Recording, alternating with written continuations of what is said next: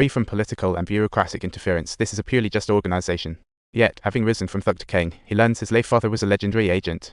As his successor, David is invited to become an agent, but he waves off the well-dressed man's proposal because it sounds absolutely ludicrous. Trouble strikes when a group of vengeful street thugs suddenly shows up. Harry was about to bail when one of the thugs sarcastically quipped, "What do you think? You some kind of actor?" Harry sighed, leisurely locked the door, and sealed off any escape routes. This provocation instantly ignited the thugs' fury, and a glass went flying like a bullet, knocking out their leader.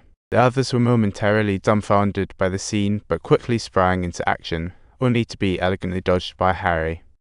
Everyone rushed in, but fearless Harry treated Blackwire walking like a dance. The chubby thug was zapped by an electrifying circle as he reached for his bottle. Moments later, all the thugs lay sprawled on the ground in agony. Just as their leader brandished a gun, Harry effortlessly flicked his wrist, deflecting every bullet with style. The tavern owner was ready to call the cops, but Harry simply twirled his watch, shooting out a memory-erasing drug that left the owner ghost white. This graceful display successfully won over rebellious David, who agreed to follow in his father's footsteps. They entered a tailor's shop. Harry touched the mirror, and the floor slowly descended, guiding him. Deep underground, a high-speed train that belongs to the top agent zoomed past, traversing miles in mere seconds. David got his initial glimpse into the allure of being a top agent. Instructor Merlin revealed to him that, among the 9 contestants, just one would be able to become a top agent. Each competitor was given a fruit bomb because this audition was no child's play, it could actually be deadly. That night, dorm floor leaked. David woke to find his bed underwater. As the water level rose, panic ensued. Charlie suggested breathing through the toilet. In this flooded dormitory, due to the urgent situation, everyone had no choice but to swim towards the bathroom. They hurriedly dismantled the shower head and inserted the hose into the toilet. Genius move. But David, not willing to just wait to drown, swam toward the door trying to open it, only to be thwarted by the immense water pressure. So instead, he decided to just smash the glass with his fists. Outside the mirror, Merlin nodded in satisfaction, clearly seeing this as part of the test. David inherited his father's skills and just barely escaped the first round. However, since everyone was too preoccupied with saving themselves, they forgot the most important thing, their teammates' lives. After a few rounds of elimination, only 6 remained, gearing up for the next challenge, skydiving. Merlin's words plunged everyone into despair. "You better double-check if you have a parachute to ensure your safety."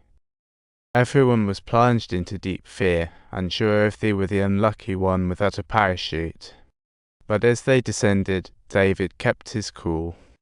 He suggested they pair up and hold on to each other, ensuring everyone would survive. But as they got closer to the ground, one of the backjumpers panicked and deployed the parachute early. This threw off their plan, and without a second to think, everyone quickly formed a circle, clutching their partner's hands. David knew the test measured teamwork. It was the only way to ensure everyone survived. With only 30 seconds to the ground, they all opened their parachutes one by one, leaving only David and a girl named Rosie. David clutched Rosie tightly as she opened her parachute, and they safely landed. Another 3 contestants were eliminated once again in this round. While David had successfully passed the test, he remained troubled, questioning why he was the unlucky one. Was his life worth less than others? Merlin simply told him to put away that pride and opened his parachute. As a reward, the 3 were each given a pup as a partner, and to everyone's surprise, David chose an unassuming little hound. Before long, another challenge awaited them, and the task sounded simple: get the woman in the photo into the room, easy peasy. But little did they know, while attempting their plan at the bar, they felt dizzy, as if their drinks had been laced with something. When David woke up, he found himself tied to the tracks, with the train whistle blaring in the distance just like something else over. Out stepped a figure in black. "Quick, tell me who you are." It felt like a twisted version of a quiz show.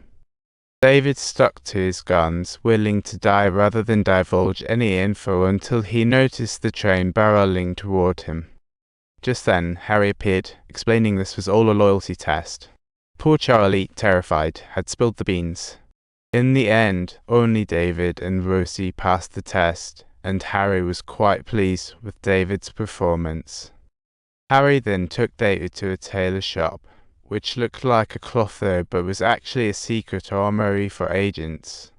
From high-tech gadgets to lethally poisoned Swiss knives, it was an arsenal dream for weapon enthusiasts. David only had to ace the final test to become a top agent like his father and activate his combat mode. The old man handed the poor guy a gun, asking him to shoot his loyal dog or talk about the twisted challenge. But the guy just couldn't do it, his pup gazing up with innocent eyes, making it nearly impossible to pull the trigger. Remembering all the trials Head faced alongside his loyal dog, the man ultimately shook his head and refused the task. Just then, he aimed the gun at the old man. Before reacting, a gunshot from next door outcome clear.